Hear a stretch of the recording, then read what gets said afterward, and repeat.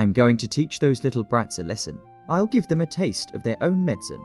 My father shouted, his voice rising in anger. After I told him everything that happened with Tasha and her friends, his face was a storm of fury, and I could feel the tension building as he paced the room. I hadn't meant to tell him. I tried to hide my torn dress, but my parents were sharp. They noticed everything. "No, Dad. Please don't worry about it. It's not necessary," I pleaded, stepping in front of him as he grabbed his whip, ready to storm out. "Please don't go. Don't bring yourself down to their level. I'll be fine, I promise." But his anger wasn't so easily soothed. His eyes blazed red with frustration, his face pale beneath the weight of years spent watching me suffer at the hands of bullies. His rage wasn't just for me.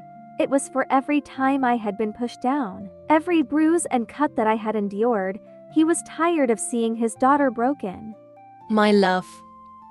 It's okay. My mother's voice was calm as she approached him, placing a gentle hand on his shoulder. We need to finish the concoction we're making for her. Once it's done, all of this will end. She will shift, and these tormentors will be nothing. "Yes, Dad. Let's focus on that," I added, wiping away a tear that slipped down my cheek. "I have to show those losers that I'm just as strong as they are. The concoction will work, I know it will, and then I'll finally shift." I tried to hold on to that hope, but doubt clung to me like a shadow. I had dreamed of turning into my wolf again, a beautiful, powerful form, but every time I woke, it felt like just that, a dream. Still, I clung to it, desperate. My father's expression softened as he cupped my face, his rough hand gentle against my cheek. "We will do everything we can," he said, his voice a quiet promise.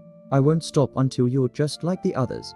His words were a balm, easing some of the ache in my chest. He kissed my forehead, and for a brief moment, I felt like everything might actually be okay.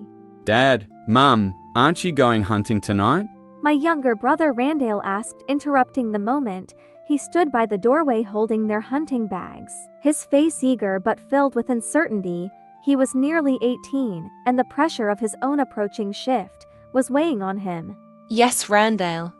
We're just about to go. My mother replied, taking her bag from him. She turned to my father. Come, my love. We need to get going. My father lingered for a moment longer, looking back at me with a fierce determination. "I'll do everything in my power to make sure you're like the other werewolves," he promised, then grabbed his own bag from Randale and prepared to leave.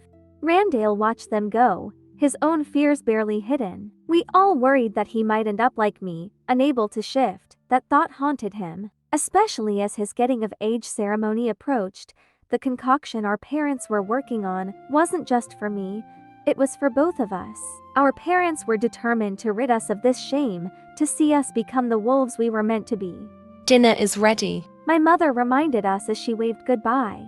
Close the doors if we're late, and use the blankets to stay warm. As soon as the door closed behind them, Randale turned to me, doubt clouding his eyes. Do you think it's really going to work? I mean, do you honestly believe you'll ever turn? This is starting to feel hopeless. I forced a smile, pulling him into a hug. It'll work, Randale.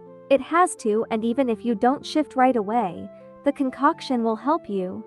I believed that, but behind my brave words, my heart ached with uncertainty. I wanted to believe everything I said to him, to trust in our parents' efforts. But the truth was, I was scared that nothing would change, that I would remain the outcast, powerless and shamed. Yet even in the depths of my doubt, I held on to the hope that our parents wouldn't stop until they found a way to help us.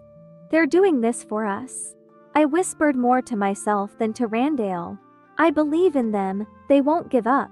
As they disappeared into the night, I silently prayed, "Please, Mom and Dad, don't give up on us, we're counting on you."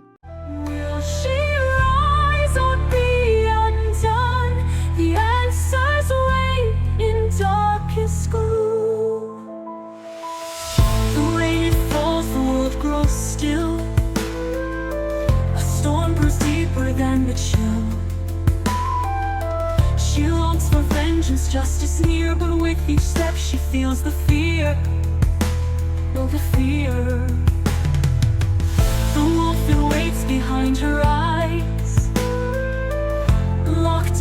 though she still tries. But danger rises, claws unseen, the hunt begins.